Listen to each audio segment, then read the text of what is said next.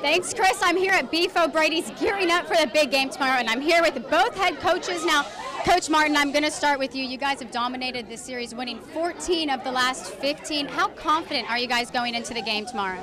The game is tomorrow night at 7 at Pineville, so fans come on out. And if you can't make it, you can catch the highlights on News Channel 5's Fifth Quarter with Chris Bailey and myself at 10. Now, Chris, I'm going to have these cheerleaders and football players help me send it back to you at the desk.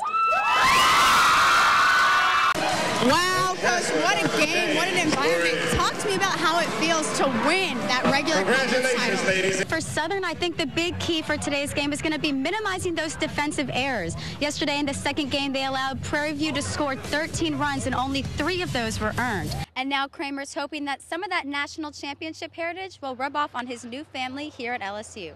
And in this new young offense for LSU, Tiger fans seem to be asking who's going to step up and be the next playmaker. Peabody shooting guard Cedric Russell has received his first college offer from LSU. Most athletes will tell you that they just want to be the best, but Alex Bregman seems to have taken that desire to a whole nother level.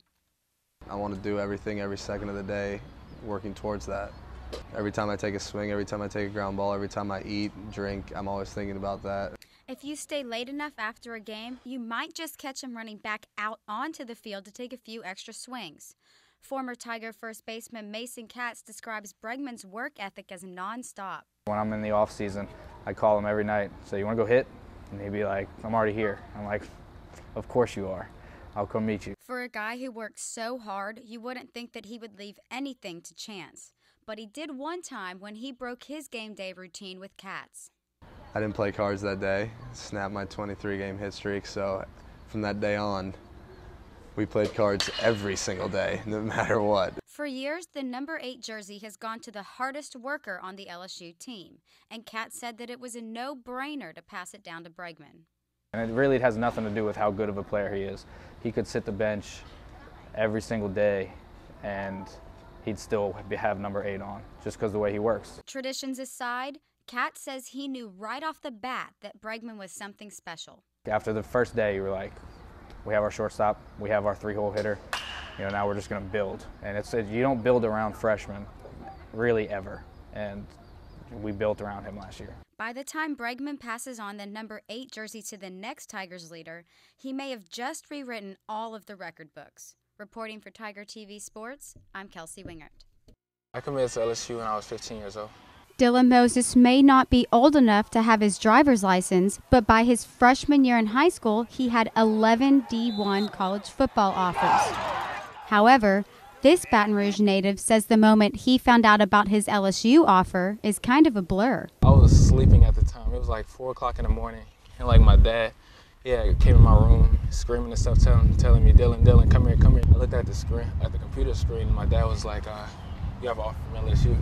I was in shock. I thought it was a dream. Dylan's mom says their family has known for a long time that Dylan was this good at football, especially since she can use his love of the game to her benefit.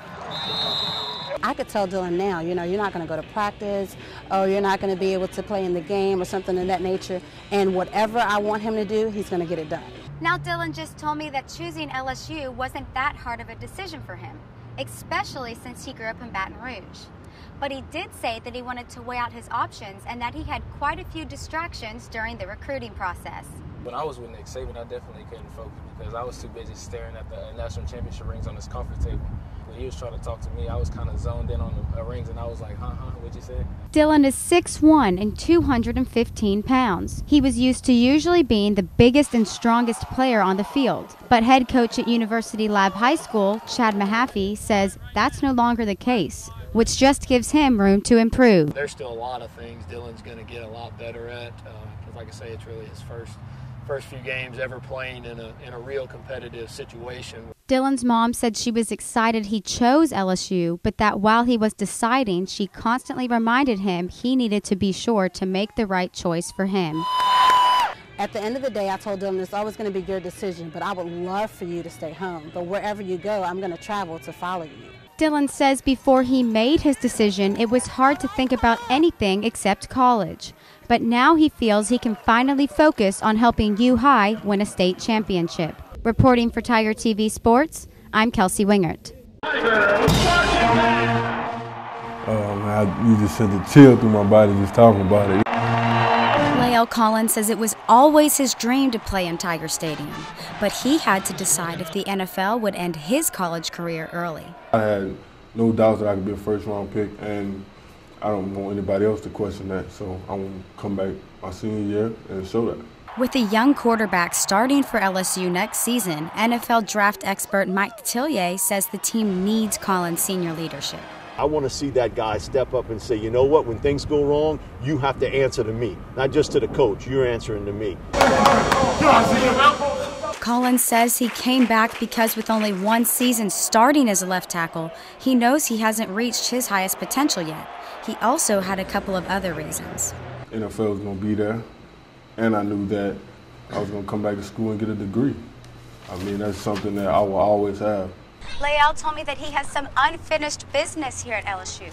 On his to-do list next season, join these guys on the list of All-Americans and become the best lineman in school history. Tillier says that he thinks with this season of extra work, Collins could hear his name on the first night of the 2015 draft. When I look back just from a scouting standpoint, I think it was the right decision for him to come back and learn how to be a better pass blocker, because that is what's going to give him longevity in the NFL. A decision that can benefit both the Tigers and Collins as he finishes his career at LSU. Reporting for Tiger TV Sports, I'm Kelsey Wingert. Hey guys, I was able to catch up with Coach Banks right before the game. He told me one of his biggest concerns was that the guys were going to be relaxed because they already know that they clinched first place. They're off to a slow start, but we'll see if they can pick up the momentum as they keep going. Back to you guys. All right, so I was able to catch up with coaches from both teams before the game today. Now, the assistant coach from Southern told me that this was their main goal coming into the season, to make it to this conference title game. And he said that he thinks the keys to winning this game is going to be winning the rebound battle and making those jump shots. Now, the TSU head coach told me that her team needed no motivation coming into this game, that they're pumped and they're ready to go. She said whichever team's defense shows up is going to be able to hang the banner. Hey, guys, I'm joined here with assistant coach Arrow. Now, you had a pretty good first half there. Talk to me a little bit about it.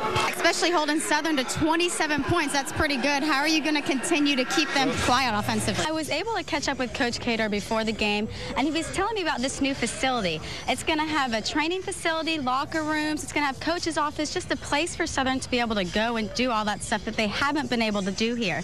He said it's a $1.2 million project that they're really looking forward to getting, and it's set to open in June.